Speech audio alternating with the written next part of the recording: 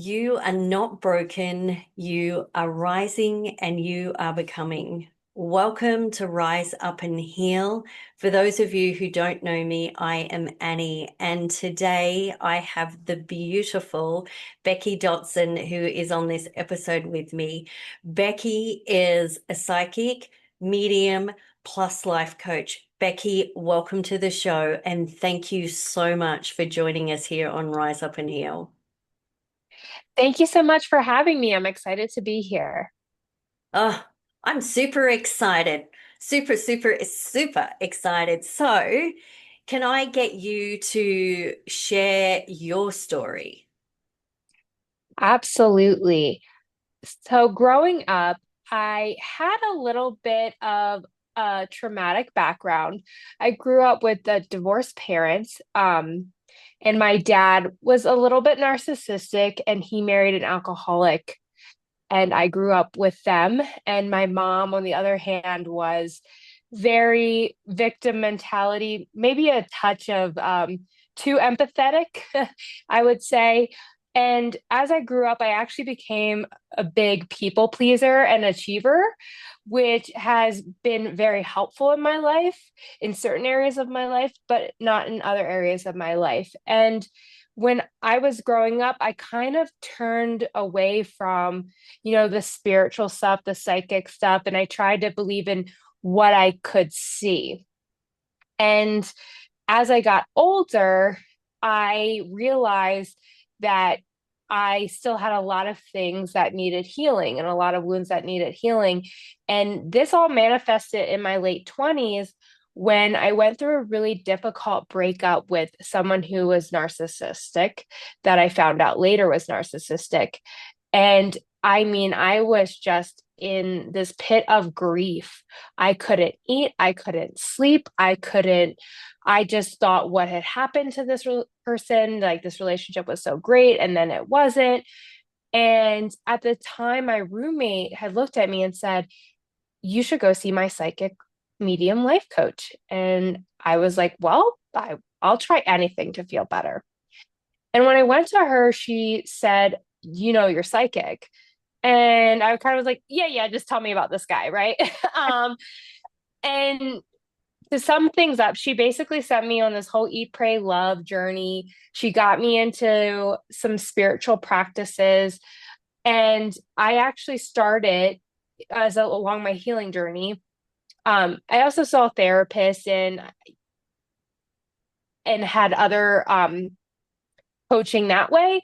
But I started playing with tarot cards just because I thought they were just so beautiful and healing and fun. And I started reading for my friends, and things started coming true. And I stayed in the psychic closet because I was like, I don't want people to think I'm crazy. Like, who's gonna want to date me? Like, this is a little nutso. And so actually, more and more people started coming to me through referrals. Um, and then I had actually lost a childhood friend very tragically, and he came to me and was like, you can do this too. And very shortly after that, I did a reading for some coworkers I trusted, and then their past loved ones started coming through. And I just kind of went with it. And ever since then, I started kind of coming out of the psychic medium closet, if you will, and started doing readings more publicly. I got a mentor, of course, before I ever started really fully practicing and charging and just practicing my skills. And now I am a psychic medium with my own business. And now I help others on their healing journeys by delivering them messages from past loved ones, spirit guides, or sometimes I don't even know where I get the information, but I provide messages of healing, clarity, and guidance for those of us who are still here in the physical world. Yeah, that is so cool. And it's such an amazing journey that you have absolutely been on. Like, wow. And what an amazing gift. Like it's such an incredible gift that you have. And I know even for me with my journey that one of the healing things, because like you, I was seeing a therapist as well. And absolutely you've got your friends, you've got family who support you. But going and seeing, I went and saw a couple of psychic mediums, and it was absolutely incredible with the messages that were coming through. So no, I completely get that. Like I love what you bring to the table. So could you even talk us through like maybe some of the sessions that you do with loved ones that really help? Because I mean, if people are listening to this now, they could, for a lot of the time, and yourself when you're stepping out of that relationship, it's like you can't see the forest for the trees. So what's something that maybe even with a session with you that could really sort of help them? Right. I have a great story from one of my friends. Her husband had lost both of his parents. Mm. And at the time, we weren't really super close friends. I had just met her when I moved to Boston, but her husband had like a lot of guilt around his parents passing. He was struggling to let go of things from his parents. And to be honest, I really don't read a whole lot for friends, but I didn't know her husband that well. The only thing I knew as he sat down for a session, he said, I know your parents are both gone. I can't make promises, but let me see what I can get. And it was funny because they just came through with such force, and they were like, sell it, sell the house, like get rid of this stuff. And they were just validating things that he was so afraid to let go of. And I could just feel energetically like 9 years of weight had just lifted off of his shoulders. And especially for men, because men are taught not to deal with their grief, not like crying is weakness, or, sadness is weakness. And it's just really beautiful to be able to see, even 9 years later, he had never done something like a medium reading. And you could just tell, like, even if he doesn't maybe even fully believe in what I do, that doesn't matter. What matters is whatever messages came through really helped him. Yeah, And some people can be stuck in their grief for decades. yeah. And, and so it was just like a really, really beautiful moment. And they've actually come to me for a few more readings since then to help them navigate. And it's just so beautiful to see how far he's come in his own healing journey. And he's doing really great things with this business. And they are thinking about actually letting the house go. And it's just very beautiful thing. And there's just such a lightness in his energy. And for me to just be a part of that is just so beautiful. I think it would be so rewarding, like for you, especially as being a coach. But and I guess the other thing too is I love how you said like you're validating. And I think that especially, I mean, you know it yourself, like when you stepped out of that narcissistic relationship for you, just how heavily it impacted you, and then for you to feel like you were actually getting some clarity and some validation, because I know that I certainly got that. So did you like after you stepped out of the narcissistic relationship and you went and saw this psychic, like how did you feel afterwards from seeing that person? Were you still sort of like, okay, I believe this 100%, or do you like, oh, maybe not, maybe I could work it out with this person, or you were like, no, it's done. I'm taking on board what this psychic has actually said. I think at that point I was still so deep in my grief that I wanted it to be true that he would come back and this was a mistake and this wasn't really happening. But what she provided with me with, which is what I love to advocate for, is guidance and actual things that I could do to help me heal. She didn't just say, "Oh, I see this guy and he's like this and he'll come back if you do this." It was more so shifted the focus off of him and Mm. him coming back and things that we can't control because everyone has free will, to how can she help me heal so that I can move on, whether he comes back or not. And that's how she coached me, and that's how I coach my clients grieving narcissistic relationships or breakups, because I tend to attract a lot of clients dealing with that since I have dealt with that. But she told me, she said, ask spirit to show you who he is. So Mm. I have this tool now that I use. So I thought it was nuts, but I was so, the cool thing about being so deep in your grief, sometimes you'll try anything. And Yeah. I was so open. I was like, whatever, what's the worst that's going to happen?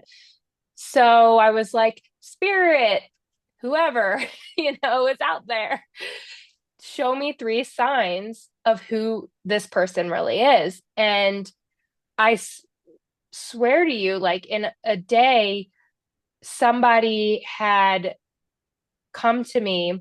I got a random text on my phone. I was like walking, and it said, I know you're going through a difficult time in your breakup, but just know narcissists don't change. And I was just flabbergasted. I was like, who is this from? Who is this? And all they said was, what, this is from so and so. So I found out it was one of his exes. And I just thought it was so strange.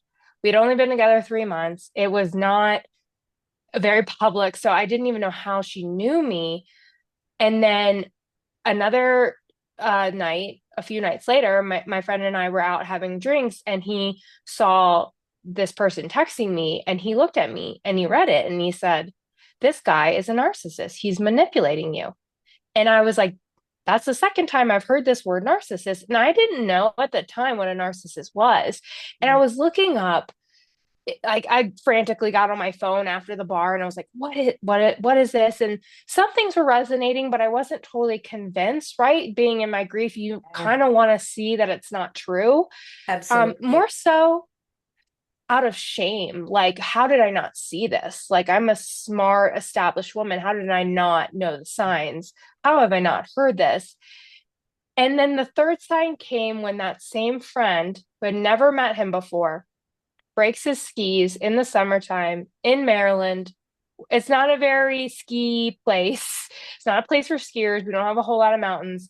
He goes to a ski shop and he sees my ex there with his ex-girlfriend, and they were talking, and basically he had heard him say that he had been using me to get back with this other girl. And I said, well, maybe that wasn't him. Like, you don't know. Maybe they're talking about somebody else. He said, I thought you'd say that. So I took a picture, and lo and behold, it was this person. And so it's crazy. I was like, that was my third sign. It was very weird. Like this flip switched in me. I was like, oh, I'm done. Nope, wiping my hands of it. I'm done.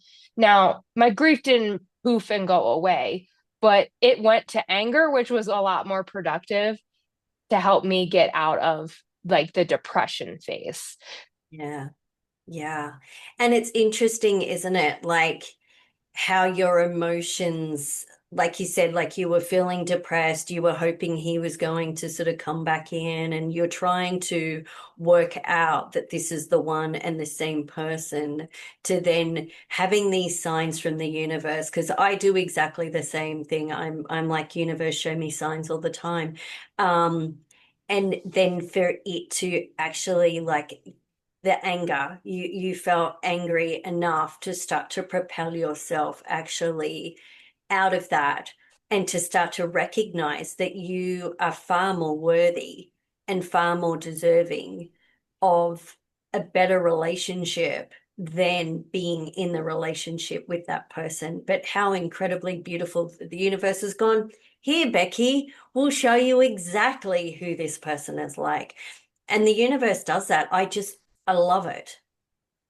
Yeah, it's pretty amazing. And my that was just a catalyst because I Mm. actually ended up, I think I was young and I was like, I really wanted to get married and start a family. And I was like, okay, I'm healed enough.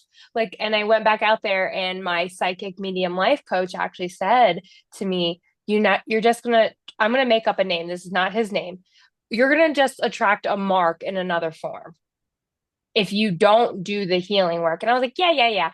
Then I actually did meet another Mark in another form, and he was together with him not 3 months, but on and off for 3 years with a more covert narcissist, which was even more.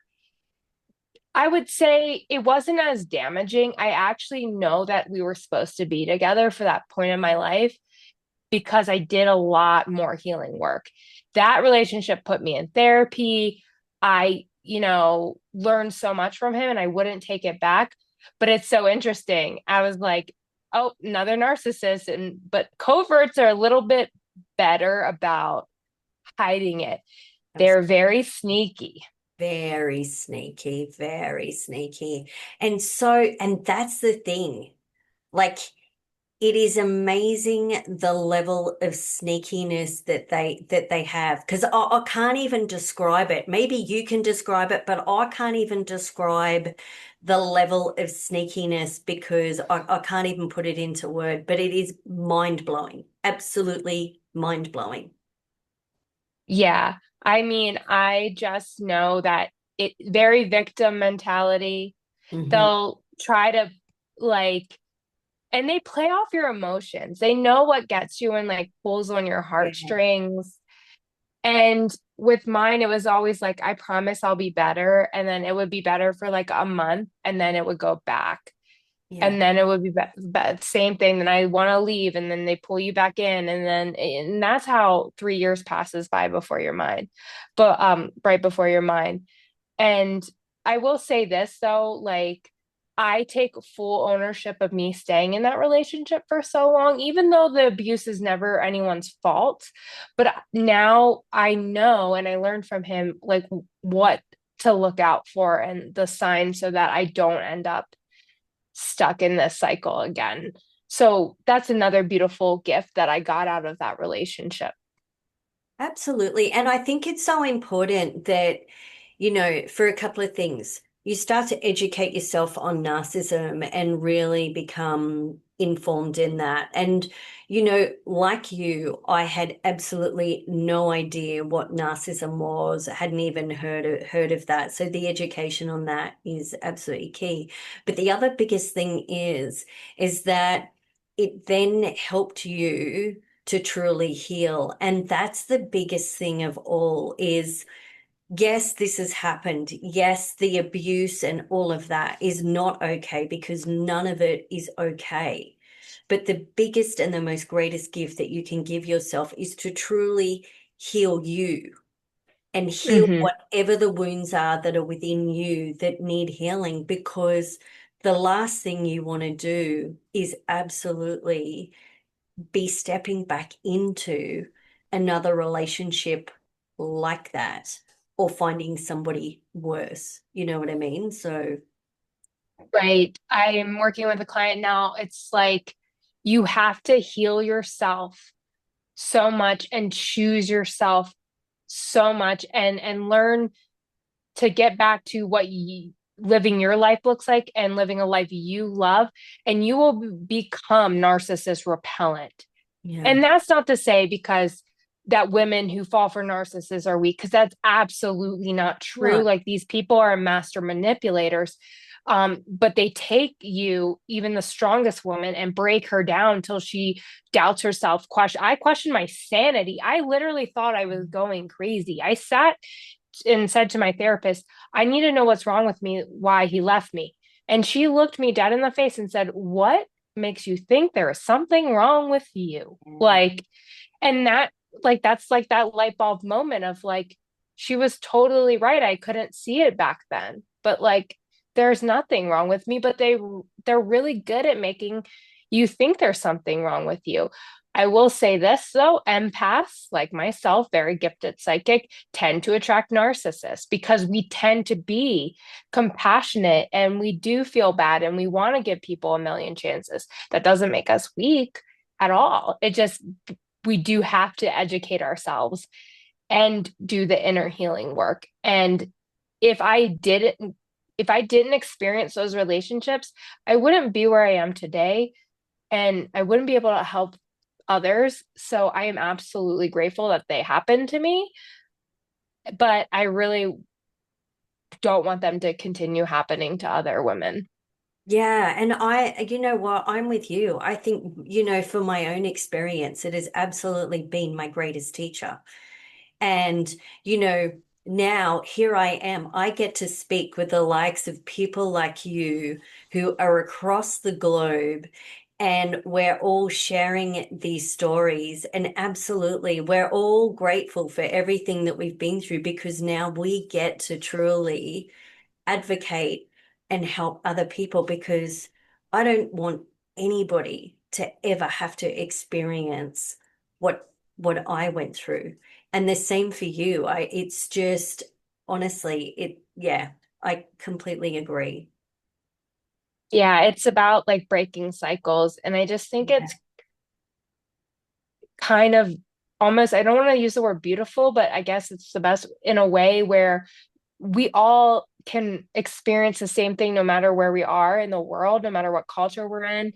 Like we are all human and we're all connected, and doesn't matter what race, color, gender, even men, they experience narcissist abuse from women. It's less absolutely. common, Yes.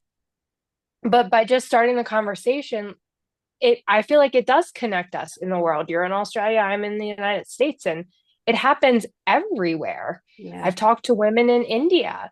with experienced the same thing, women in the UK, like Yeah. and I've talked to men who have experienced it, narcissistic abuse. Um, that's the worst was when I'm dealing with, I had a male client and they're dealing with someone very narcissistic, and I feel so bad because they just can't see it. Sometimes people come to me and I know they're not ready. So I'm very spirit only tells me what they're ready to hear. Yeah. And so sometimes spirit will show me, but say, ooh, say it like this because they're just not ready to hear it. Yeah. Wow. That's so cool. Hmm.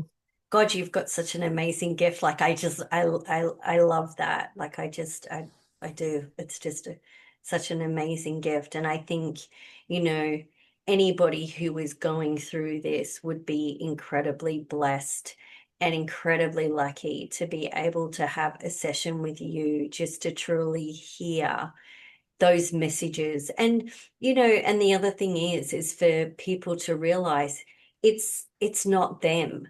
It's 100% not them. And you're right too in saying that the narcissists are so good. Doesn't matter.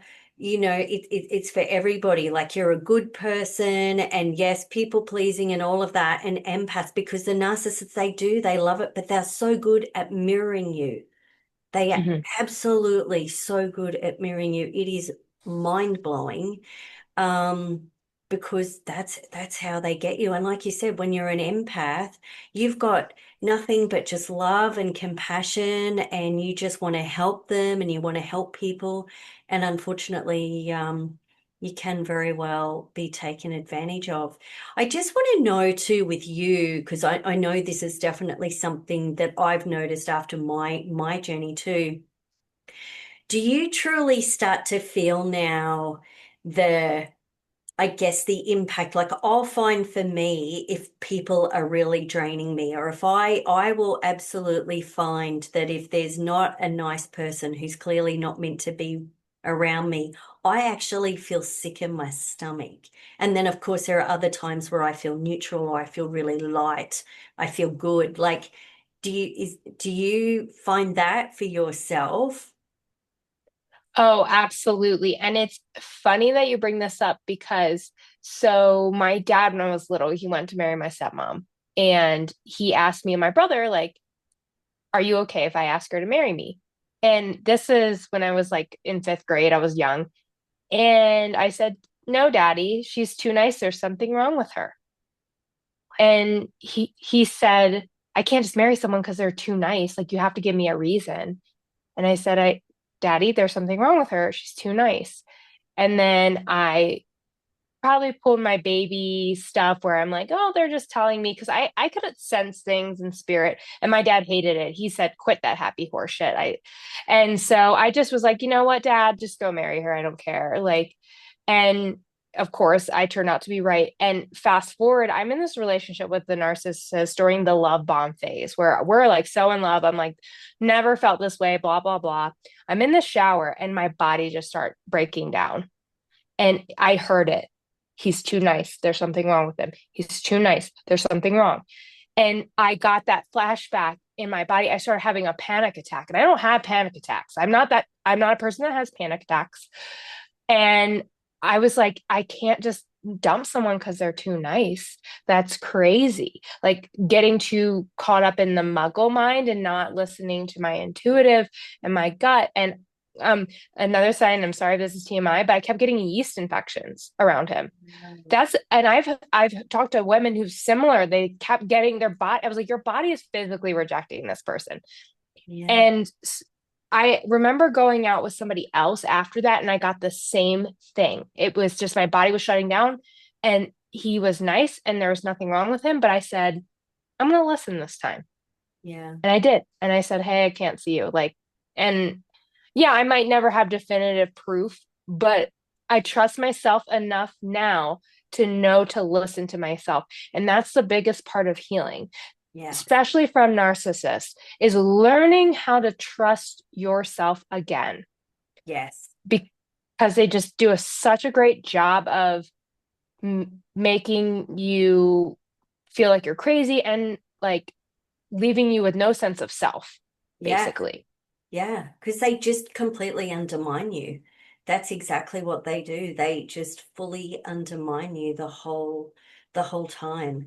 And it's so interesting. And that is definitely one thing, and I'm so glad that you brought it up, that you truly now listen to yourself and you're listening to your body because the body does keep the score and the body is really telling you. So that's probably one of the biggest things that I also say to my clients is really listen to what's going on within here because honestly, it's probably one of the biggest things that I also learned, you know, in this whole journey. So I'm glad that, yeah, thank you. Thank you for mentioning that because it really is incredible that that we feel it. Yeah. And sometimes we're taught in society, nope, what can you physically see? Yeah. And that's not always great advice, but also I always love to go the opposite end. It's also not smart to fully go with your heart. My definition of intuition is where the mind and the heart meet in the middle because you can't just follow. If I follow my heart all day, I would eat tubs of ice cream, quit my job. I'd be in Australia with you on the beach in a bikini. But you have to melt the mind and the heart, Yeah, especially because a lot of clients that I coach, but I love him. yeah, Okay, but how does he make you feel? yeah, Because sometimes that heart can be finicky. yeah, yeah. But sometimes, but most of the time it's attachment, it's not love. Very true. Absolutely. And I know that even for me, like I struggled letting go. I mean, there was almost 30 years there of being in a relationship with this person, but I did absolutely struggle letting go. And same. I mean, I love this person with my heart and soul, but I knew deep down and even within me. I was walking on eggshells. I was a shadow of my former self. I knew that I could not stay in that relationship, even though that I was fighting it so bad. I was fighting it so badly. I really was because you become so attached, and that just comes down to how effective that trauma bonding really is too. Yeah, and it's hard. I have clients where they know but they're not ready. They're holding out hope. And I always say if you're especially if you're dealing with somebody in a toxic relationship, narcissist or not, they have to be ready to go. And so and you only know when you are ready. And there's no shame in it. Like there is a lot of good moments. There are beautiful moments, and people Yeah. tend to hold on to the beautiful moments versus remembering all the bad stuff. And if you have kids and finances and a business, and oh my God, don't even get me started on divorcing a narcissist. Yeah. I've never even done it, but I know how complicated it can get. that will pit your kids against you and money and make up lies, and it's not easy. So No. sometimes the devil you know is easier than the devil you don't know. So Yeah, 100%. Yeah. It's just it's a whole new world. It really is a whole new world when you're stepping into the land of narcissism. Like it really is. And it's definitely I guess the thing is too, I always struggle in the sense of saying like you can't even explain it unless you've sort of been through it.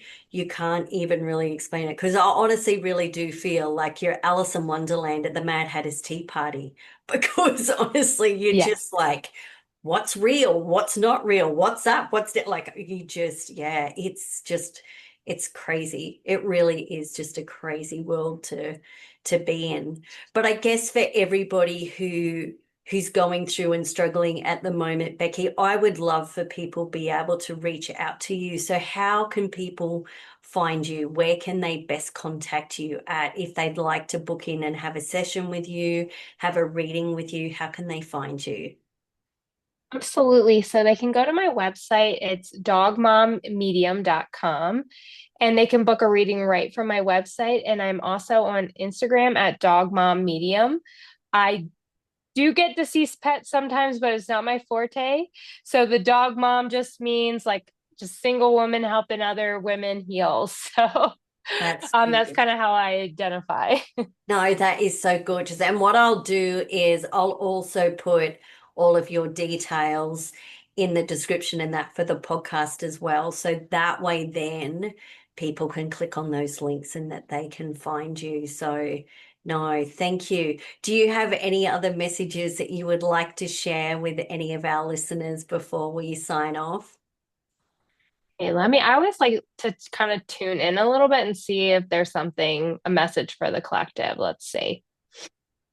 Okay. So I guess what I'm getting right now is uh remember that healing is not a linear journey. You're gonna go through twists and turns, and when you think you're good, you're gonna go back.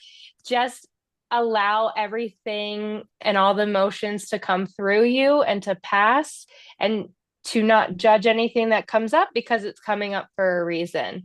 And we're never fully healed, but we're just here to grow and evolve as a soul.